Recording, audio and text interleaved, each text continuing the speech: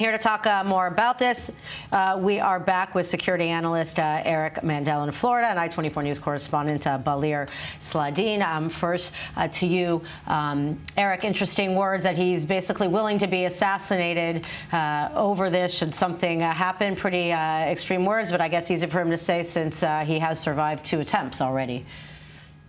Well, again, I think he goes to the extreme and I think the real answer here, from a policy point of view, and I hope this is what's developed in the Trump administration, is to give a deadline, timeline to the Iranians, to give them some face saving, to say, listen, you have to give up your nuclear program. That we need to have not IAE inspectors in there, we need to have American inspectors to prove it. And we will then, once this is all proven, be able to decrease sanctions.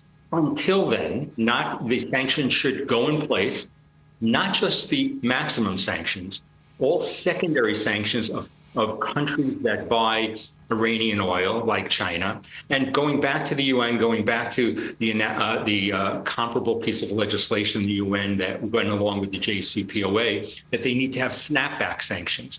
So they need to put immediately tremendous pressure on Iran. The question here is, if Iran is backed into a corner, what could it do? There were reports this past weekend that Iran may be able to create a more crude nuclear weapon through the knowledge they learned from A.Q. Khan from Pakistan when he sold the nuclear secrets. That kind of weapon can't be compartmentalized on a ballistic missile, but it certainly would say that they are a nuclear weapon. They could also talk to their friends in North Korea and put on a container ship for nuclear weapons that could go on a ballistic missile. And 1, 2, 3, they are a nuclear power.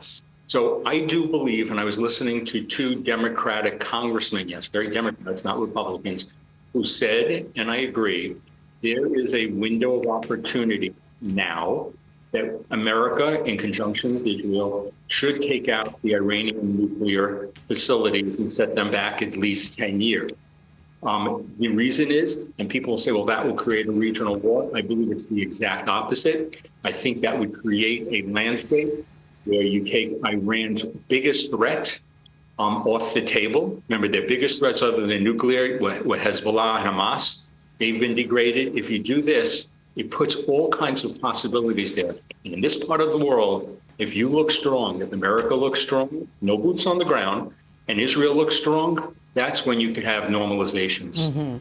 All right, thank you for that. Balir Sladin, let's talk about this. I mean, with the executive order, more sanctions, but at the end of the day, he does want to have somewhat of normalization, whatever that would look like. Is that something even the slightest bit realistic? Yes, that's I would say typical for Trump, because after all, he needs to make a deal, but he just needs a better deal. Because when he pulled out of the previous deal, the one that President Obama has signed with the Iranians back in 2015, he wanted a new deal that is better for the United States and also better for Israel, that includes not only the fact that there should be a monitoring for Iranian the nuclear program, but also preventing Iran from having intercontinental missiles, and of course the support that Iran gives for its proxies all around the Middle East. That's something that needs to be dealt with as well.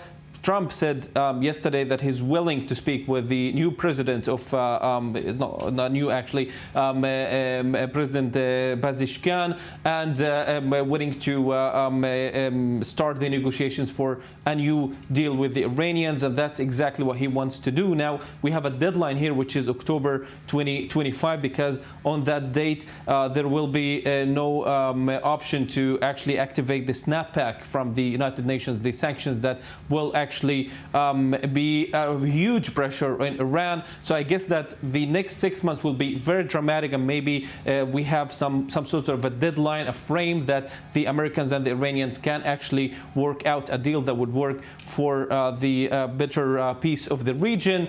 I'm not sure whether that's possible or not, but I think that the current administration in Iran is very much in need for that because of their current economical situation, and of course the president of the United States wants to make that. So they're shaking in their boots. It's you don't President Trump Not says gonna a be lot of easy. things, but it's enough to put people on edge, whether he means it or not. Thank you very much, I-24 News correspondent Balir Sladin, and thank you again, Eric Mandel, security analyst. Have a good rest of your evening, both of you.